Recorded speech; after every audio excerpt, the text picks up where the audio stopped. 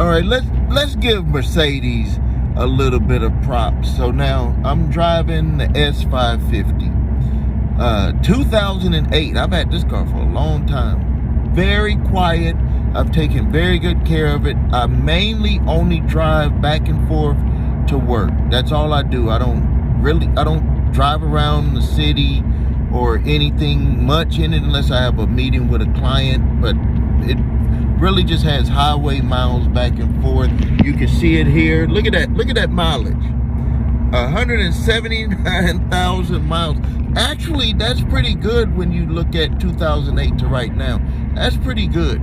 XM radio, even though it doesn't have the upgrade to get all of the stations like I have in the Rolls Royce and the Range Rover and the Jeep, because it was an older satellite radio system.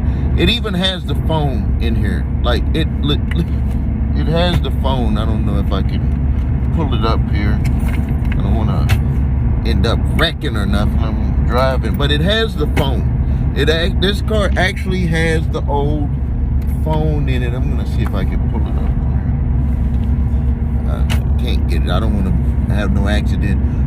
You can see two-seater. One of the things about this vehicle though is that it has the back seats. You can put a nice sized person there. I can fit in there. I'm running about 225 and I can sit in the back of there. And then another thing that I like to play with on here, let me show you this. Oh well, it has that night assist where you can drive the car using that night assist screen. It's not dark enough right now to use it. Maintenance on here, just brakes, tires. I've had the two reoccurring issues, but they're years apart. I'm talking years apart. Was the starter.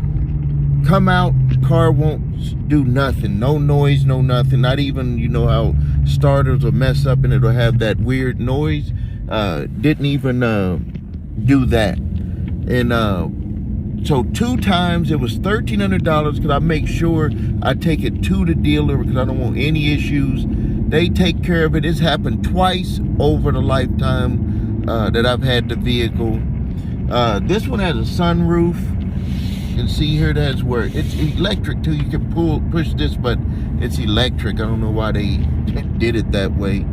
Has the nice dash with the clock in the middle. I like the seat. You control the headrest in the front of this vehicle. That's something that's unique to it. Trunk space is nice.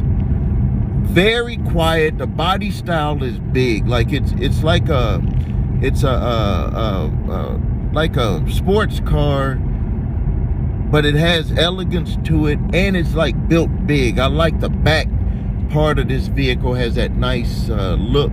That's also what attracted me to the Rolls Royce, is I like the way the Rolls Royce looks in the back. Like that's like, I was looking at the Phantom the other day, and I'm gonna tell you quickly what's going on with the Rolls Royce. It's in for service right now, but I was in a Rolls Royce Phantom short wheelbase, and the way they make the back of that car is very unique. When you're looking at it from the back, you know that that's a Rolls Royce. And now to talk about what's going on with the Rolls Royce, I had an issue with my door. It would close automatically, the driver's door. And so I called up. I have the Providence service warranty. That means I don't pay for nothing but tires. And took it in. They said, hey, you're no problem. We'll get this taken care of. Just got to get the parts. But check out what they did. They said, Mr. Williams, we don't want you to be going through this stuff. And for the passenger door for your wife, even though it's not messed up, it's not broken, not having any issues, we don't want you to have this problem. And they said, we're going to replace both of them. So now, when have you heard of a dealer or any warranty saying, hey, the other side isn't messed up, but we're going to just replace it anyway? We're going to just replace it. That would be like you going in for your rear brakes, and they say, okay, we're going to also throw in the front brakes because we don't want you to have to come back and do the front brakes. I mean, I just thought that was very nice of them. You know, they do it's all first class, but I guess they don't want to see nothing wrong with their vehicles out there. They don't want any bad stuff. You know, in the past there were issues with Rolls-Royce, but now that BMW has taken them over, it is, you know, they said, hey, we're gonna take care of customer service also. But back to the Mercedes, you can see that one of the things that I like about driving it, which is very different than the Rolls-Royce. Rolls-Royce, you're gonna see the hood. You're gonna see it on the Rolls-Royce. It's out there, and you're gonna see the Spirit of Ecstasy right there too. You're gonna see it, but it's very long. Some of the times when I first test drove it, I was like, I'm gonna have to get used to this, because you go way out there when you're gonna turn, and you got to get used to it, even though you don't have to go out there that far. It's just that the car is a lot bigger. So you can imagine with the coupe that I got, the Wraith, imagine driving a Phantom. You'd be thinking you're driving a limo, and that was even the one I got into the other day was the short wheelbase. The long wheelbase, you'd be thinking you're in a limousine or something. But with this car is quiet. I took it in to get the emissions test, and the guy was like, man, he was like, he didn't think that it was a 2008 because the inside, outside, no seats ripped, everything taken care of. He was like, you never see, you know, unless it's like a custom older car that people are keeping up with.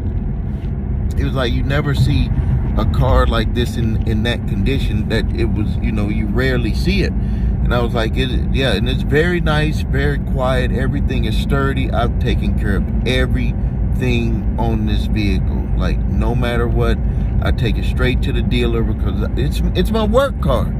In the summer, this car drives during the summer. During the winter, it does not touch any winter.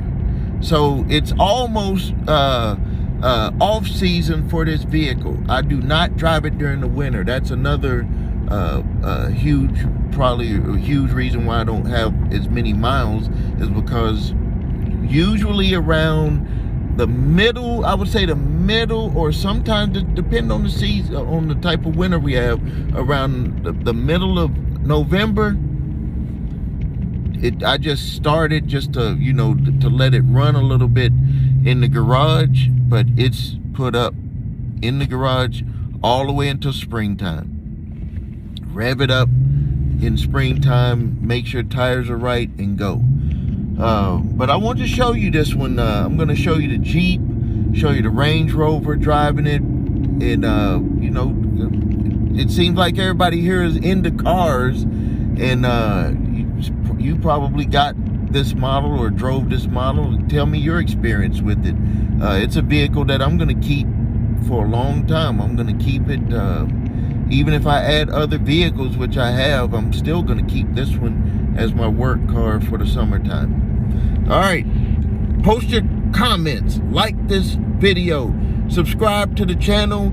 We're going to talk about cars, and we're going to talk about making money, and we're going to talk about having the right mindset.